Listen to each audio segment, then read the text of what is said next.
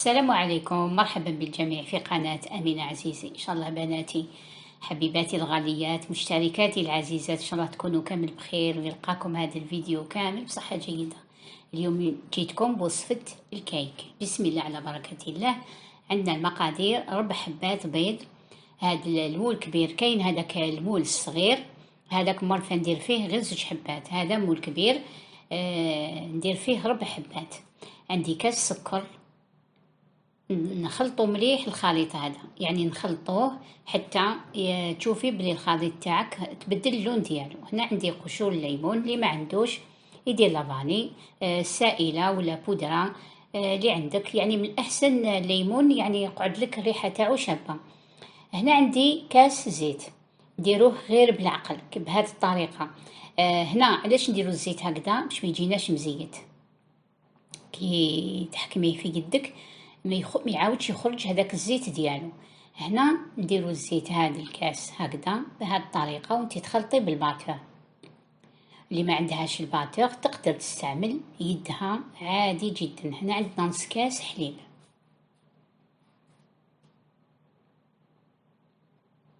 اوريك نص كاس حليب. الكاس هذا اللي مارفين كامل تستعملوه نص كاس.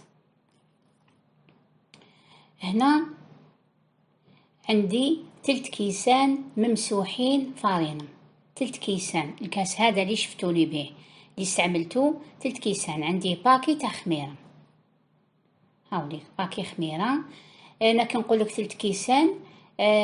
كاين فارينة اللي تشرب، كاين فارينة اللي ما تشربش. ديري 2 كيسان ونص، وشوفي القوام تاع العجين ديالك كيفاش يكون ثقيل. هنا راني نخلط غير بالعقل بهذه الطريقه. استعملت الباتور في الاول وبعد الفوي، واللي ما عندهاش باتور تستعمل الفوي من الاول عادي جدا. تخلط هكذا بهذه الطريقه. هنا راني كملت، هاهم ليك درت 3 كيسان كما قلت لكم ممسوحين. الكيك يعني ماشي كيما المسكوتشو يجي خفيف، لكن الكيك يجي ثقيل، حتى في الطياب ديالو رايح يتطلب وقت كتر من المسكوتشو. هذاك مسكوتشو مدور عادي نديروه، الوقت تاعو يكون يطيب بالخف، لكن هنا الكيك يتطلب وقت. شوفوا القوام تاع العجين كيفاش يكون. هنا راح نفرغ هكذا، نفرغ النص.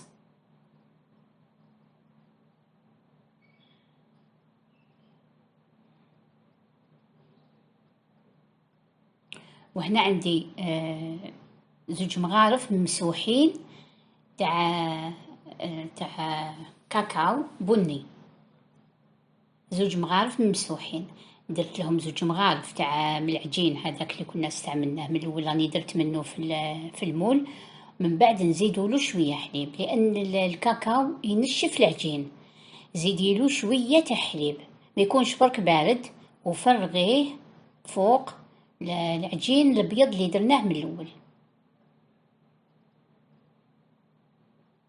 خلاص هنا راني كملت درتو، وخليت شويه في الاناء هذاك اللي كنت استعملته، خليت فيه غير شويه، وعاودت وليت ليه ودرتو من الفوق. هنا وليت واستعملت العجينه هذيك اللي كنا درناها، اللي خليتها بجهه، ونديروها من الفوق. طريقه سهله. وديري كيك يجي ريحته يعني كي يكون يطيب الريحه تاعو في الدار. هنا هذاك شويه اللي قعد لي، شوفوا كيف زدتو من الفوق، هاوليك. من بعد تحركيه بهذه الطريقه، حركيه كامل من الفوق،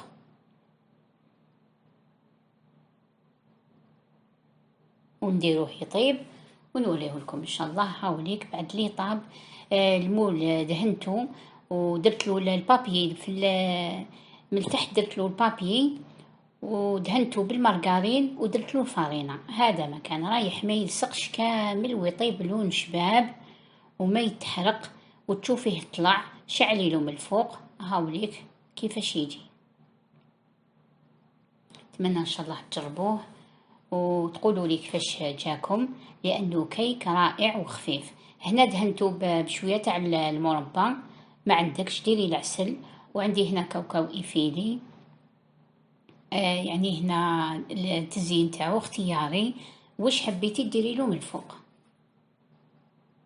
واللي كان موجود عندك في الدار ديريه. حاولي كيفاش يجي لداخل. نتمنى ان شاء الله تجربوه يا العزاز وتقولوا لي كيفاش جاكم. نتمنى لكم الخير ونتلاقاو ان شاء الله في فيديو جديد باذن الله، والسلام عليكم.